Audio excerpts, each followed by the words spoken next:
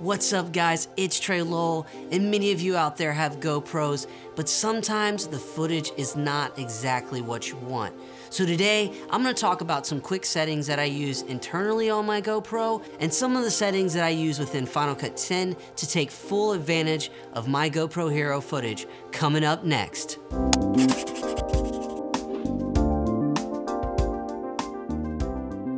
So once we've powered up the GoPro, the first thing we're going to want to do is go into the settings, and particularly the video settings. I tend to like to shoot in the 2.7K. You do have obviously the ability to do the 4K, the 1440, and then the 1080, but the 2.7 is where I tend to float, and mainly that's because it basically unlocks the ability to shoot in more frame rates. So let's go to frame rates at the 2.7. If you're looking for more of a cinematic look of the footage that you're shooting, you're going to want to shoot at 24. But like I said, at the 2.7K, you still do have the option of 60, 48, 30, and 24. We're going to go ahead and do 24 because I want more of a cinematic look. And then our field of view, the FOV, I think that's what it is.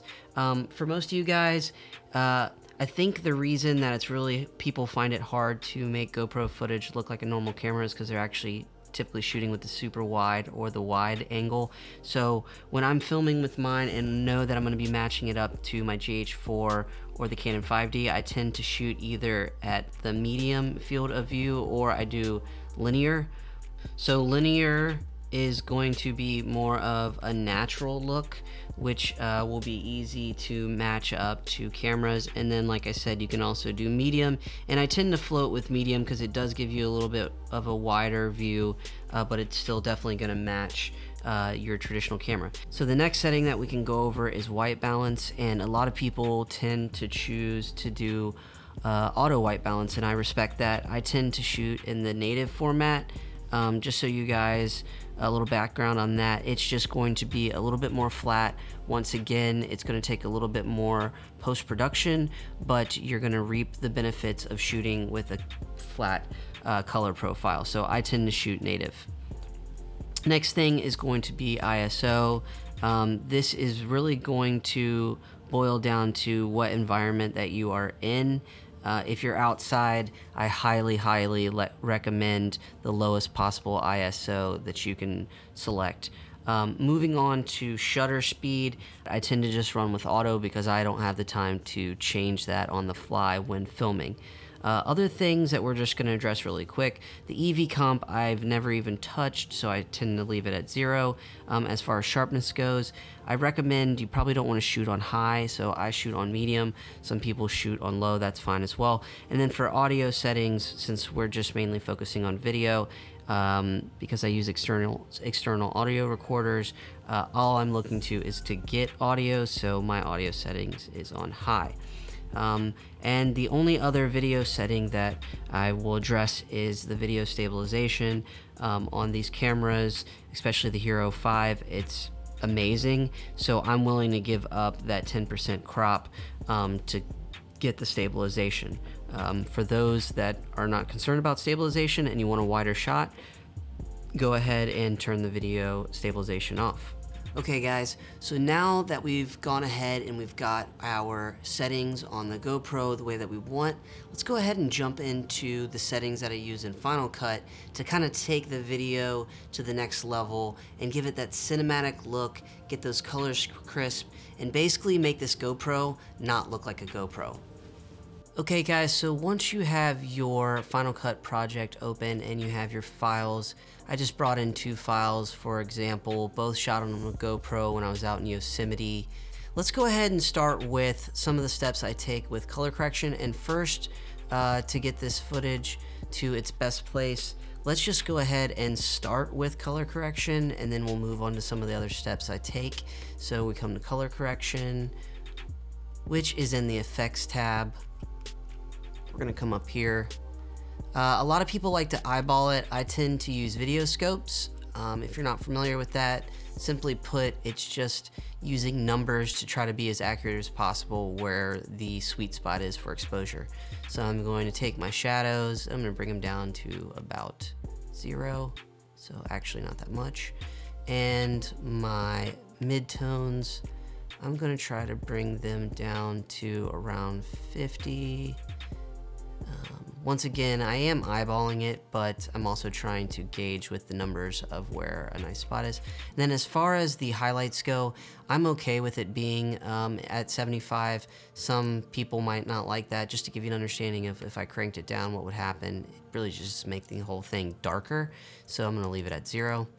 And since the footage was shot flat and in the native white balance, this is some pretty flat looking footage, so it's not saturated with colors. So I'm gonna add some saturation, and I'm gonna bring this up a little bit here. Once again, I'm not necessarily using the video scope for this portion. This is just what I prefer. So I'm bringing those colors up. And then as far as the temperatures and things like that go, sometimes I tend to like to add a little bit of blue, kind of make some of those, it makes the sky pop. So as you guys can see, this is without, and then this is with me bringing in some blue. And overall, I'm pretty happy with that, but also noticing I can probably actually crush some of the shadows more. So I'm gonna go ahead and bring those down, making those trees look nice and full.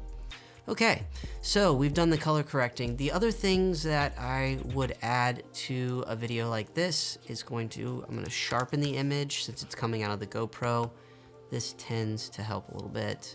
On a shot like this, you're not gonna notice it as much, but if I were to zoom in or there was someone in the shot, sharpening is going to help a little bit. The one thing I will say is I tend to just never go above 2.5. I'll give you guys a taste of what it's like if you just start to exceed 2.5 or anything above. It just gets a little out of control. So we're gonna go back to the original, which was 2.5. So now that we have color corrected, sharpened the image, at this point, the only thing that I might actually do to make this footage look a little bit better is I am going to throw on a letterbox, which is also within the effects tab. And then as far as the aspect ratio goes, I usually go to 2:35:1, and then I'm gonna offset it. Since we have so much sky, I'm gonna get rid of some of that sky right there and bring it like that. And now, as you guys can see, once I get rid of all of the settings we used, this is where we started. We added color correction, we added sharpening, and we added a letterbox. Now, that's gonna be the basics. If I wanna take this one step further, I'm actually gonna come down to apply a LUT, and I'm gonna bring that and throw that on there. And sometimes this can be hit or miss, but to give you guys an example, we're in LUT, which is free on Motion VFX. I highly recommend downloading this. These are some of the free settings it comes with. So there's Badlands. That's what it's gonna look like. Makes the colors pop a little bit more. I actually don't mind that much. Cold War, too much blue. Dramatic is actually pretty nice. Frontier, I don't mind that. And then Startling, that's got a nice look to it as well. Now, one thing I'll say real quick with LUTs, guys, is that a lot of times you can apply these and then you can actually turn them down a little bit, which is what I probably recommend the most, because sometimes it can just be overkill. So let's say I want to go with, I think I want to land on, dramatic looks nice. So we're gonna go with dramatic, and then it's at 100% right now. I'm gonna kick it down to 50%, and then this is what it looks like with it. That's without it. It just makes, to me, it makes the whole scene just look a little bit cooler. It doesn't look as forced, and it looks very cinematic to me. So those are the 4 go-to things that I use to make my footage look better. Color correction, sharpening, a letterbox for the cinematic feel, and then a LUT if you really want to take it to the next level. Hey guys, it's Trey Lowell, and as always, if you like this content, go ahead and smash that subscribe button. If you like this video that you just watched, go ahead and crush that like button. And as always, if you're interested in any more content that I'm creating on this channel, go ahead and check some out right here and right here. And hey guys, it's Trey Lowell with Lowell Productions, and I'll see you in the next video.